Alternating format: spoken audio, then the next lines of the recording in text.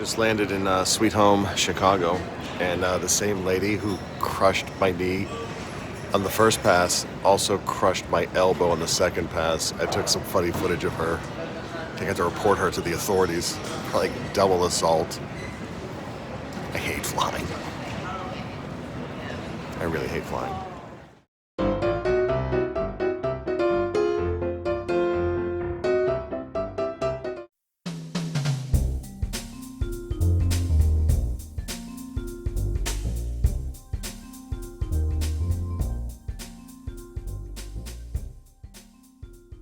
What is going on? This is the second attempt at recording this video. The first one I was way too angry.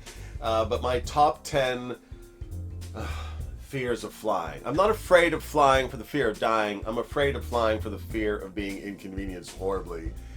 And with that in mind, we will dive right in. Number 10, missing my flight because I'm stuck in the bar having a coffee or whatever, talking to somebody. I'm just an idiot and not paying attention to a watch. Why? Because I don't have one on. Shame on me.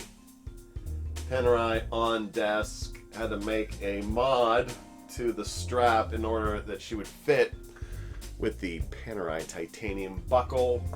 Thank you, Panerai AD. Number 9, sitting next to some hippie chick wearing patchouli. I would legit ask to be moved. When was patchouli ever a good idea, even at Woodstock? Who thought that this would be okay? It's not. In today's day and age, there are plenty of dye-free, paraben-free, no baby seals have been injured in the making of this deodorant options for you. And if you can fly, you can totally afford regular deodorant. Number 8. Okay, crash landing did make the list, although it's pretty low on the list of concerns. Crash landing in water, horrible. Crash landing in water with sharks, the worst. So I survived the crash, but now I'm going to get eaten by Jaws. Jaws is the reason that I don't really go into the ocean, period. Plus the water in LA.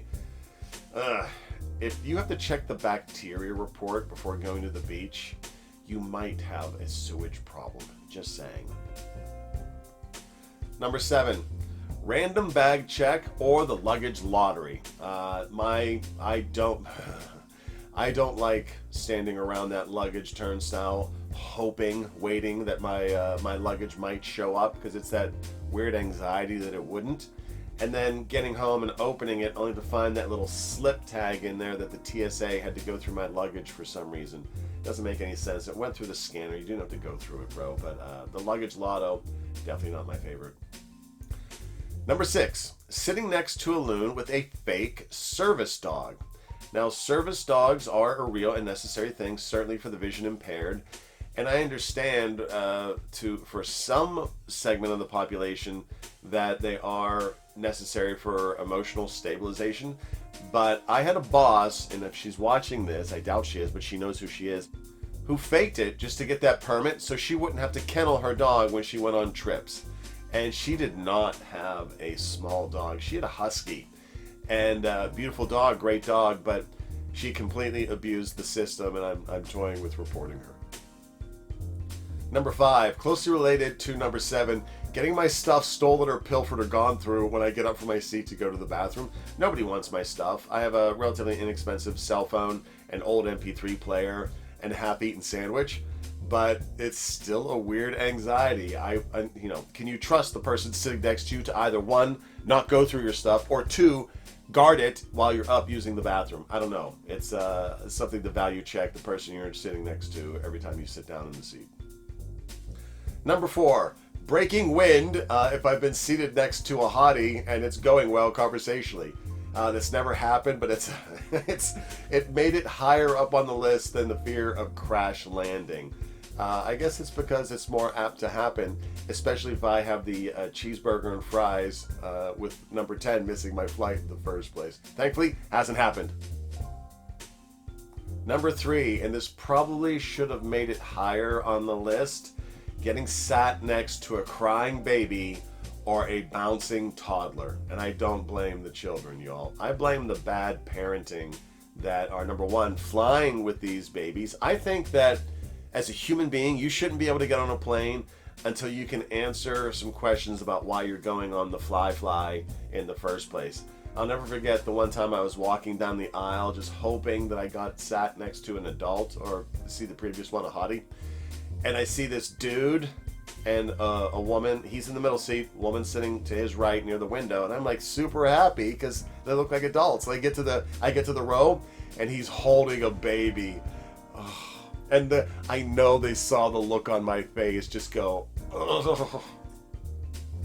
but sure enough, mid-flight, they decided to change Junior's diaper right there. It was so funny because he turned his back to me. He wasn't that big of a guy, but he made it super broad, like he's Batman trying to block the fact that he's changing a diaper.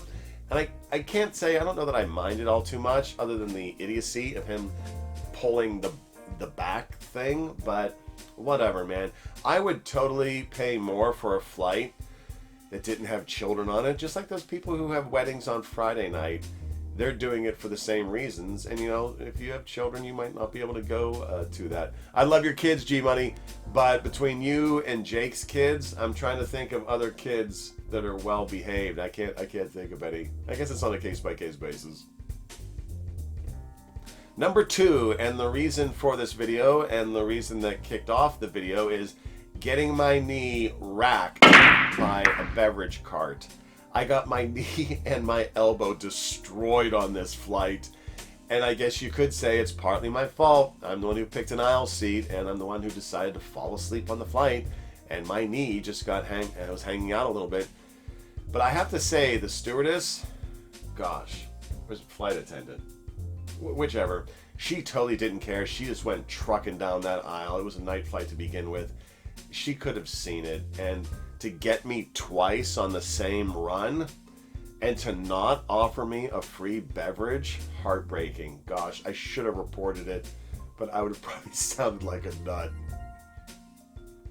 Number 1, the number 1 fear of flying I have, completely as irrational as the others, having a drink spilled as it's coming past me to another passenger in such a way that it lands in my shoe and my sock. I'm not worried about getting it on my shirt or my jeans, but if that beverage, if your Coke with double ice, actually with no ice, ends up going into my shoe and sock, it's enough to keep me home and to keep me up at night. True story, I travel, I try to travel super light. In fact, redoing my carry-on bag is one of my minor obsessions, to try to get it super small, super efficient, because it's like traveling with multiple laptops, work and personal, is just a hassle. And I don't even fly all that much, but I cut weight as much as possible in that bag, but I have one sock in there, and I shrunk wrap it so it's always perfectly safe. So if this number 1 actually executes, I've got one emergency sock to handle it. I don't travel with clothing. I put that in the checked luggage. I know, I'm a complete nut, but you already knew that. So those are my top 10 flight fears, top 10 things to keep me off of a plane. Gosh, I don't know. I'd be interested to hear some of yours, and maybe I could add your phobias to mine, and maybe it'll end up being a top 20 next time.